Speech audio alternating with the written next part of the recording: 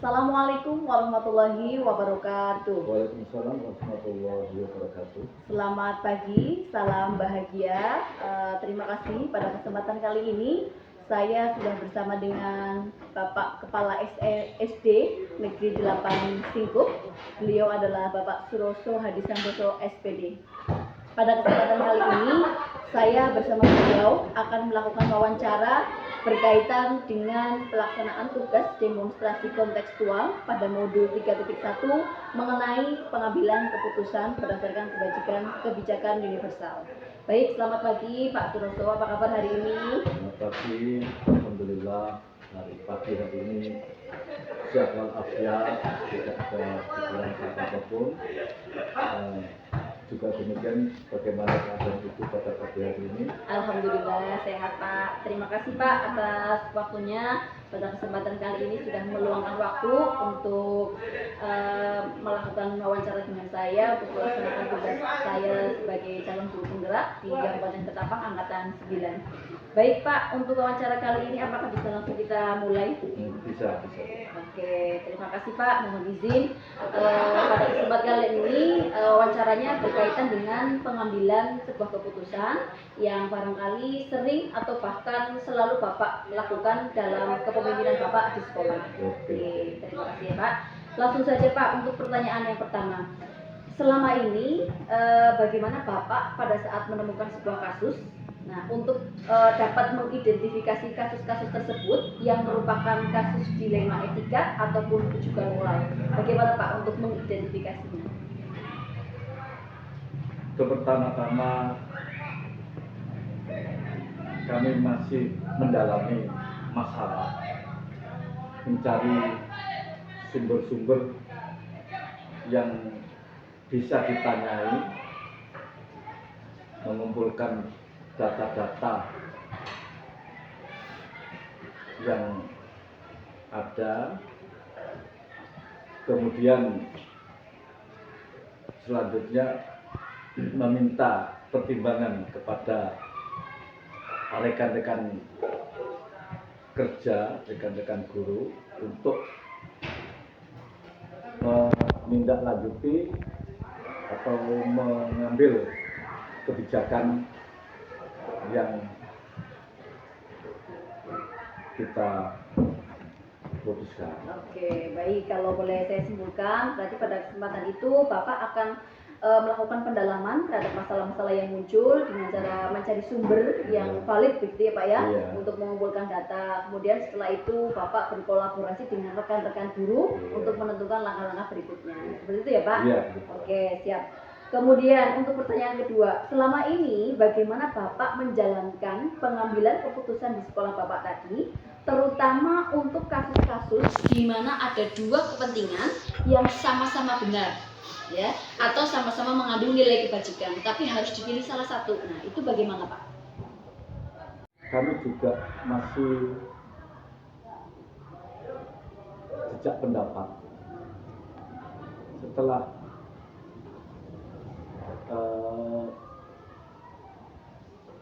banyak yang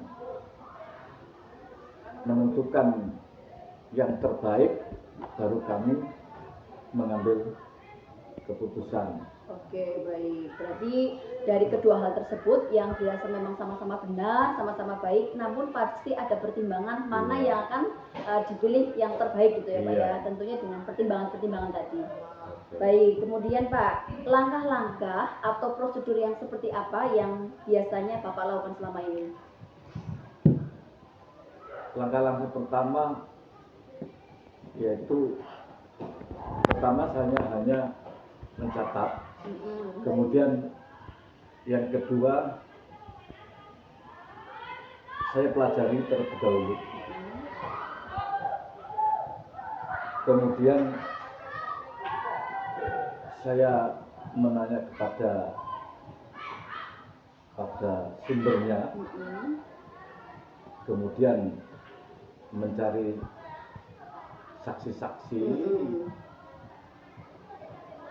Setelah itu baru kami musyawarahkan, kemudian kami memutuskan. Oke, baik.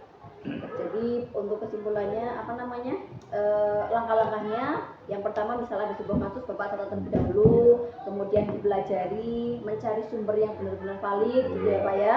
Kemudian apa namanya, menanyakan kembali ya apakah informasi tersebut benar atau tidak gitu ya, dipastikan dengan cara mengumpulkan saksi-saksi seperti itu ya.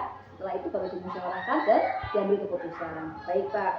Berikutnya, hal apa saja yang selama ini Bapak anggap efektif dalam pengambilan keputusan, terutama pada kasus-kasus dilema etika?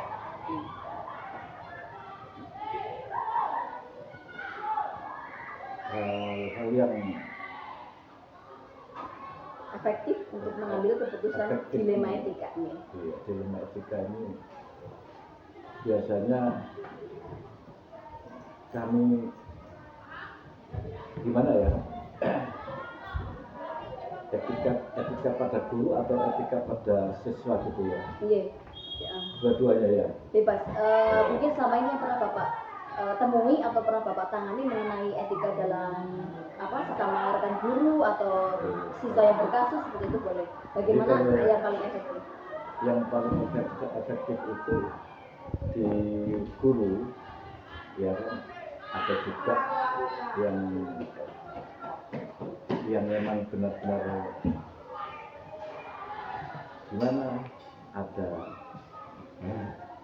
biarkan terlebih dahulu menunggu apakah dia itu merasa punya problem atau tidak.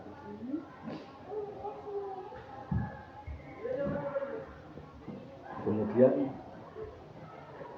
beberapa hari baru saya panggil.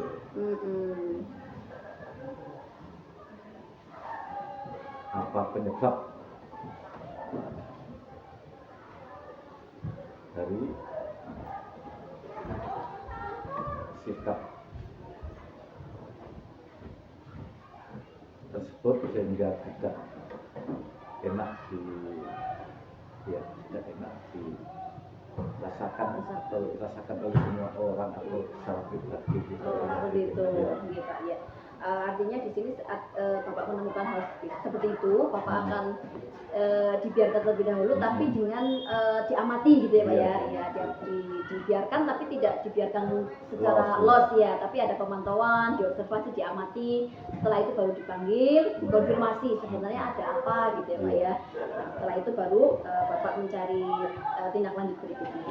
Baik, terima kasih Pak. Untuk pertanyaan berikutnya, hal-hal apa saja yang selama ini merupakan tantangan dalam pengambilan keputusan Bapak, terutama pada kasus-kasus dilema etika yang menjadi tantangan Pak? Yang menjadi tantangannya itu adalah apakah kebijakan yang kami ambil tersebut itu diterima atau tidaknya oleh pelaku. Itu yang menjadi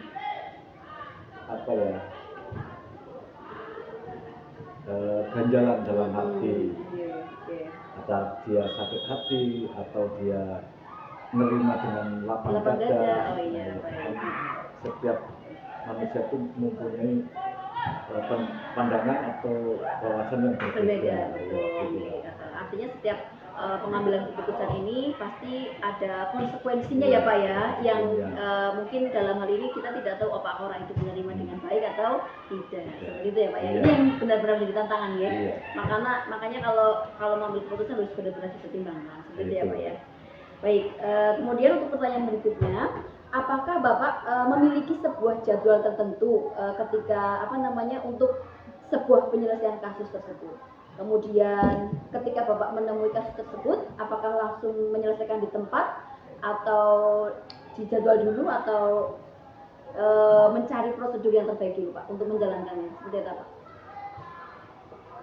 Kasus-kasus yang ada itu tidak bisa dijadwalkan karena kejadian itu tidak menentu. Oke, baik Pak. Sehingga di mana ada kasus itu baru ada penentuan penyelesaian kapan akan diselesaikan. Baik, ini Pak. Ya, terima kasih. Kemudian, adakah seseorang atau faktor-faktor yang selama ini mempermudah atau membantu Bapak dalam pengambilan keputusan dalam kasus dilema etika? Iya, ada. Oke. Apa perlu jawaban singkat atau agak panjang? Oh ya, boleh dijelaskan. Tadi kan ada yang membantu Bapak ya, Iya, siapa Pak? Kira-kira bisa dijelaskan. Jadi sesuai dengan untuk semakin lebih dewasa dalam mengambil kebijakan-kebijakan yang akan kami ambil sehingga kedepannya tidak timbul permasalahan. Oke, baik. Terima kasih ya Pak ya. Tadi beberapa rangkaian pertanyaan-pertanyaan yang saya sampaikan sudah Bapak jawab. Mungkin dari saya cukup seperti itu Pak untuk pertanyaan wawancara kali ini. Jadi saya terima kasih sekali atas waktunya Bapak meluangkan waktu sebagai narasumber saya pada kesempatan kali ini Pak. Sama-sama. Iya, mohon maaf ya Pak ya. Baik, terima kasih. Pada kesempatan kali ini saya telah menyelesaikan wawancara dengan narasumber Bapak Suroso Hadi Santoso selaku Kepala SD Negeri 8 Singkup. Mudah-mudahan apa yang telah kita lakukan pada hari ini menjadi ilmu yang bermanfaat. Dan demikian pada kesempatan kali ini, salam bahagia. Assalamualaikum warahmatullahi wabarakatuh. Waalaikumsalam warahmatullahi wabarakatuh. Assalamualaikum warahmatullahi wabarakatuh. Waalaikumsalam warahmatullahi wabarakatuh. Salam bahagia. Pada kesempatan kali ini, saya Nasihatul Hasanah, guru SMP Negeri 4 Setap Singkup sebagai calon guru penggerak Angkatan 9 Kabupaten Ketapang. Pada kesempatan kali ini, saya sudah bersama Kepala SMP Negeri 4 Setap Singkup sebagai narasumber saya yang kedua dalam pelaksanaan tugas demonstrasi kontekstual di modul 3.1. Selamat pagi Ibu. Pagi. Ya, beliau adalah Ibu Husni Aini. Baik Ibu, terima kasih pada kesempatan pagi hari ini Ibu sudah meluangkan waktu dengan saya untuk saya nanti mengajukan beberapa pertanyaan berkaitan dengan pengambilan keputusan sebagai atasan dalam lembaga sekolah. Seperti itu ya Bu. Baik, apakah bisa kita mulai? Bisa. Oke, terima kasih. Baik, untuk pertanyaan yang pertama ya Ibu, mohon izin. Jadi ini berkaitan dengan proses pengambilan keputusan yang selama ini sering Ibu lakukan. Baik, langsung saja nih. Selama ini, bagaimana Ibu dapat mengidentifikasi kasus-kasus yang merupakan dilema etika atau rujukan moral? Ya, terima kasih Bu. Karena di sini adalah ada setidaknya dulu kita mengetahui apakah kasus ini termasuk dilema yang mana maksudnya ya kan ya.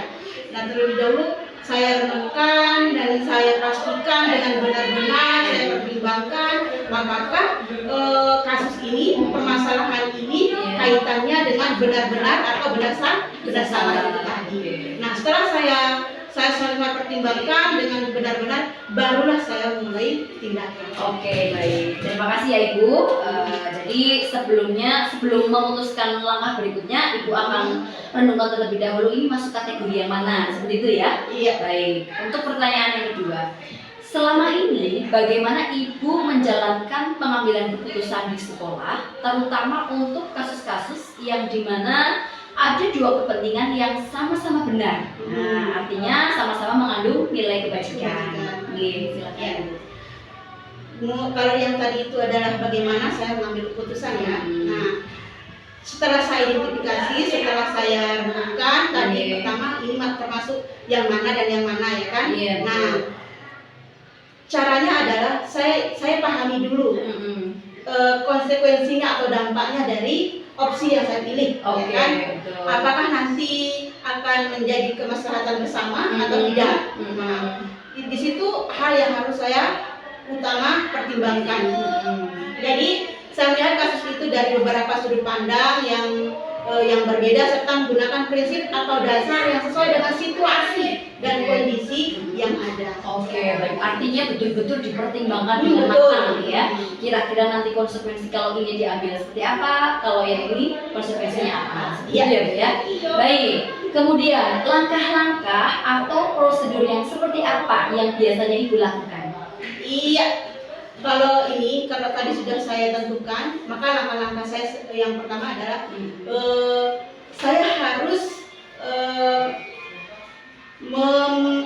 permasalahan itu kita libatkan, apakah terlibatan dan masalah itu apakah dia termasuk dalam salah nilai yang benar-benar atau ya salah satunya salah. Oh, Ya kan, gitu. salah satunya Iya, kan. Langkah-langkah saya pertama adalah dari setelah saya identifikasi, pertama saya publikasikan dalam bentuk forum. Oh gitu. Forum Baik. ya.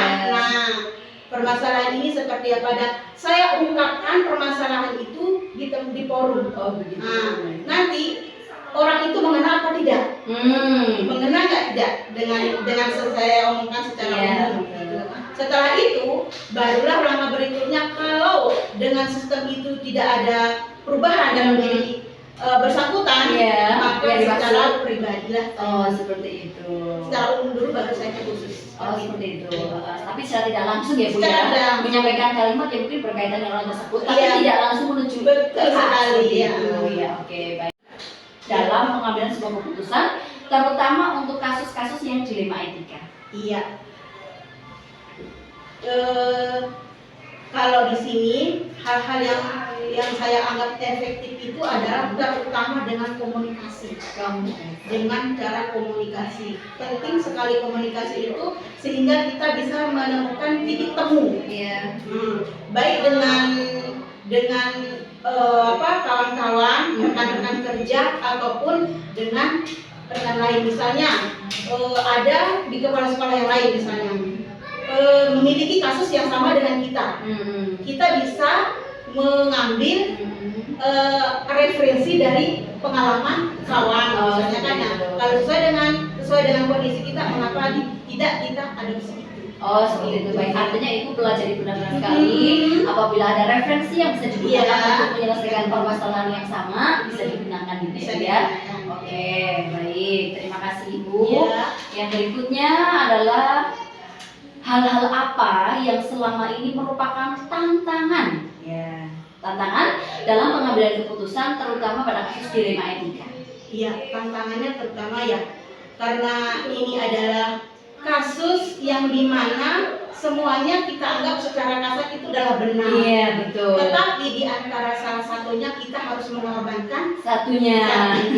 itu kan, itu adalah tantangan. Iya. Dan betul. konsekuensinya Mm-mm. nanti setelah kita mengambil keputusan itu yang sangat menjadi Tantangan. Iya. Jadi ya memang harus ada yang dipilih ya Bu ya. Iya, harus ada yang Tapi dipilih, memang ya. sangat berat itu tantangannya. Oke. Yang benar-benar itu. Baik, terima kasih Ibu. Saya lanjutkan kembali. Ya. Apakah Ibu memiliki sebuah jadwal tertentu ketika Ibu akan menyelesaikan sebuah kasus? Misalnya dibikin prosedurnya terlebih dahulu atau menentukan waktunya kapan, tempatnya di mana, seperti itu Bu? Nah, kalau prosedur sih mungkin tidak ada ya. Cuma kita lihat dari jenis kasusnya. Kalau kasusnya memerlukan pemenanganan yang cepat, maka kenapa tidak kita selesaikan dengan cepat. Tetapi kalau misalnya kasusnya itu misalnya ada pelanggaran ya kan, pelanggaran itu butuh proses dan waktu. Maka kita buatkanlah jadwal waktu di sela-sela apa. Nah, kalau sesuai, jadi intinya adalah sesuai dengan kasusnya. Oke, jadi kita lihat kasusnya ya Bu Iya. ya. Ada yang memang cepat harus ditangani, tidak perlu dijadwal Iya, gitu ya. betul. Kita harus diselesaikan. Betul. Ada juga kasus yang memang perlu penanganan runtut gitu Iya, ya. betul. Terima kasih. Berikutnya adalah, nah pada saat Ibu mengambil keputusan tadi, adakah seseorang atau faktor-faktor yang selama ini membantu Ibu untuk mempermudah proses pengambilan keputusan tadi? Sudah jelas tidak ada ya, karena mengambil keputusan ini tidaklah mudah. Melibatkan kalau setidaknya itu adalah rekan-rekan guru yang ada di sini, baik itu kesiswaan, kurikulum, BK yang ada di situ. Nah, keputusan itu harus melibatkan semua itu. Oke, baik, artinya benar-benar dipelajari dulu. Benar-benar dipelajari. Apakah ini berkaitan dengan pihak A atau ini berkaitan dengan pihak B? Setelah itu dimusyawarahkan gitu ya, Bu ya. Ada kolaborasi. Kolaborasi sebenarnya, tidak Oke. bisa diputuskan sendiri. Sendiri, baik. Yang terakhir ini, Bu, dari semua hal tadi yang telah Ibu sampaikan, pembelajaran apa yang dapat Ibu petik dari pengalaman Ibu ketika mengambil keputusan sebuah kasus dilema etika? Iya. Pengalaman dari semua itu adalah mungkin pentingnya komunikasi, nah, musyawarah dalam mengambil keputusan itu yang sangat kita bisa dapatkan dari penanganan itu ya, kolaborasi kita dengan kawan itu. Yang intinya adalah pembenaran kata bahasa. Itu yang paling itu pentingnya komunikasi. Iya betul, jadi menjaga kalimat-kalimat gimana gitu ya Bu ya. Oke baik, artinya dengan adanya pengambilan keputusan tadi ada kolaborasi juga kita libatkan, ada musyawarah, kehati-hatian juga ya, yang merupakan sesuatu yang dapat kita petik. Betul sekali. Oke, baik Ibu, rangkaian beberapa pertanyaan sudah saya ajukan ke Ibu, saya rasa cukup. Iya, terima kasih Ibu atas waktu dan saya mohon maaf. Amin, mohon maaf sudah mengganggu waktu Ibu. Terima kasih pada kesempatan kali ini saya sudah menyelesaikan wawancara dengan Kepala SMP Negeri 4 Satar Singgung, Ibu Husni Aini. Mohon maaf, salam bahagia. Assalamualaikum warahmatullahi wabarakatuh.